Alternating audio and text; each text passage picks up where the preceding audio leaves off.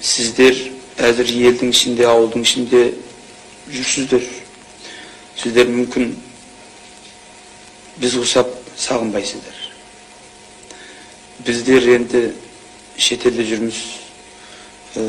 Кейде ойлайсыз, мен барлығының елі бар, менің елім қайда деп. Шетелде жүрген қазақтар санымыз аз ғой, жоғалып кетуіміз мүмкін.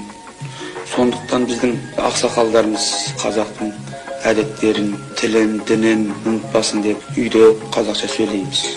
Қазақтың үлкен деген тарихы болған. Сол тарихымызды ұрпақтар бұны білу үшін айырған. Мисал, орта жүздің ішінде Найманның ішінде Бәйжігіт, Бәйжігіттің ішінде Мәмбет дейді. Бұларды үйреткен бізге әкелеріміз. Бірақ біз бәріміз қазақпыз.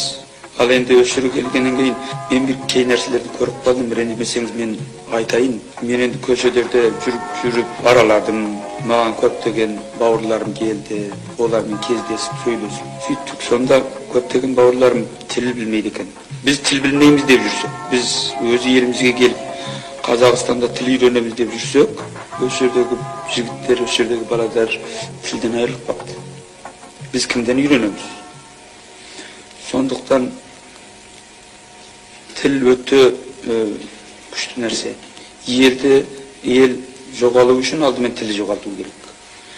Онан кейін дінді жоғалту керек. Енді біз дінімізді жоғалтып алсақ, biz Құдай танымасақ, biz elhamdülillah мұсылманбыз дейміз ғой. Енді мұсылманның шарттары болады.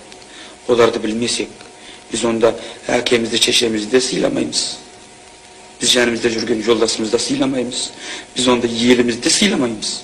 Әдетте жоғалса, атада жоғалды деген сөз. Тіл, дін, әдеттеріміз бір болуы керек. Бізден кейін келетін кішкене ұрпақтар өсіп, оларда кінә жоқ.